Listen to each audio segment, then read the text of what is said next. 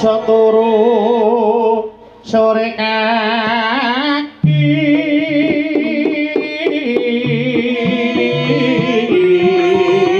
lagi sabar lantaran susu sawahe jembar-jembar monggo Mbak Fahmi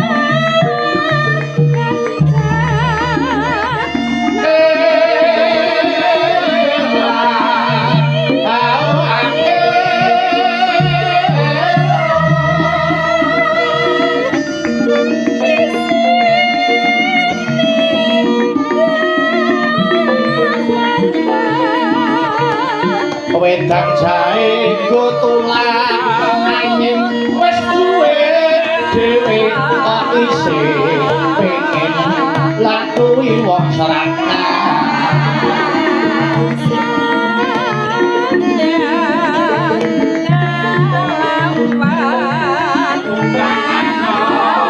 sarane kowe gotong royong nyambut gawe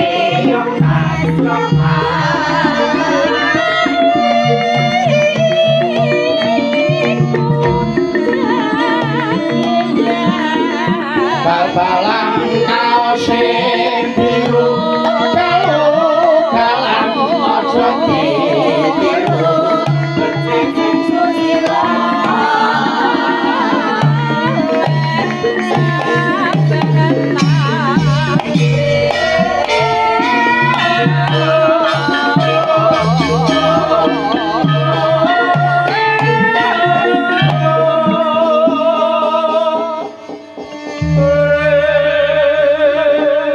nganggo mandeg mak iya iki mau tembange apa iki mau tembange Asmarandana irama dirangkepake sing kepareng sesindenan Mbak Fahmi saka Ponorogo kok nganggo lereng aku nek mung pisan kurang lega Fahmi iki nek pisan ya ora lega Fahmi iki minimal ya 2 kali sing nyuwara kuwi lho nggih mula pisan meneh aku tak nyuwun swantene Mbak Fahmi ning dijenglengke ngger nggo tamba sumuk nggih tak derekke ya Mbak Fahmi monggo diaturke ana tuli sing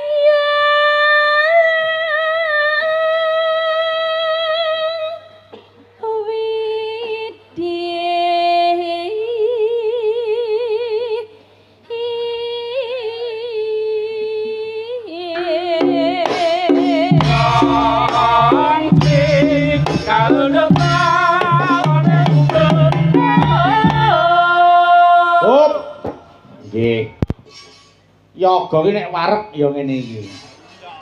Alhamdulillah. Pak Kades oleh ngopeni para kadang pengrawit wis ora tanggung-tanggung. Nggih. Seniman ki nek mulya ya kaya raja, nek sengsara ya sak ngisore kere. Nggih. Nek mulya ya ngene iki, sowan ana ngersane Pak Kades.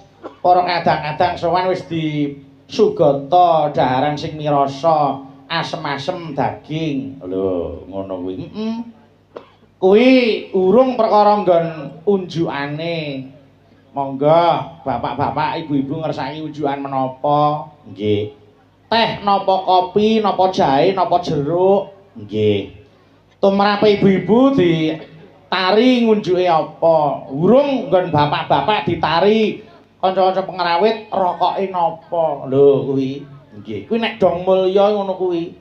Ya ta dandan ya mapan nggon sing kepenak. Nggih. Ning nek dong rekoso ya wis. Sewengi mung banyu putih wae. Nggih. Kang nganti mlembung, iya. Dandan ya ning kandang sapi, nggih. Nek ya ora apa-apa wong jenenge suka dukane wong kuwi aja mung kepenak wae. Ya ta.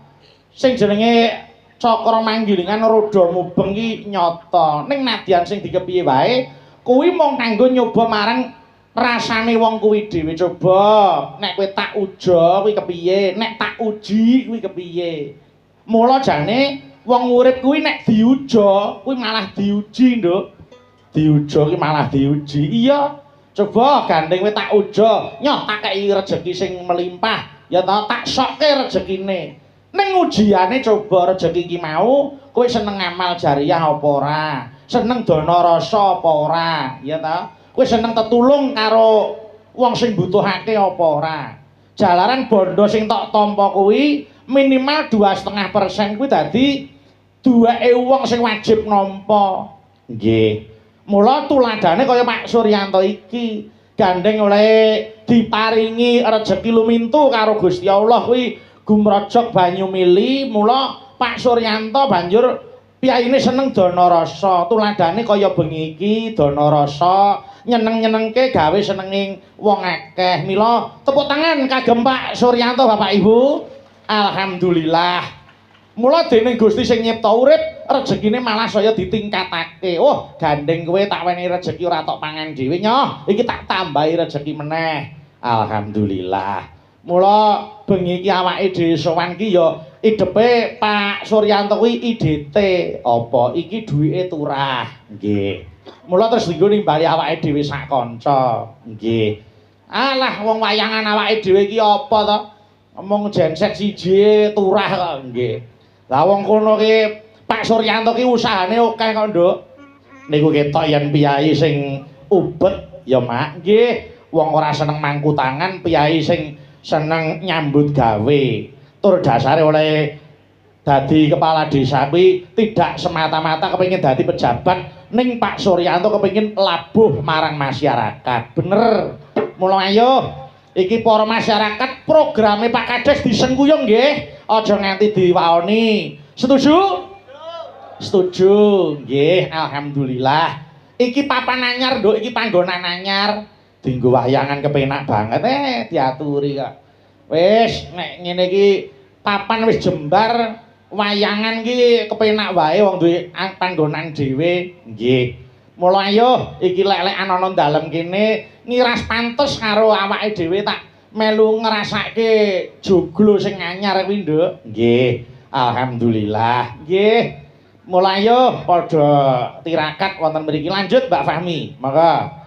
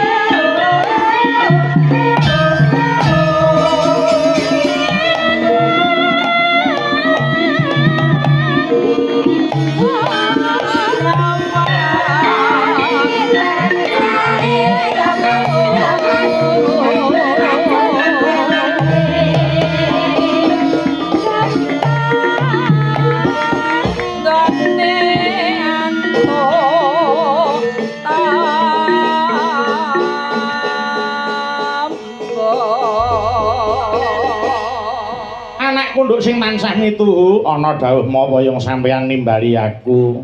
Kepara biyung mlakune kok malang migung ki eneng apa? Bot-bote ngembang dawuh dasare aku wis aguh. Aku sak kanca bakal sowan panjenenganing Bapak Suryanto, Nggir.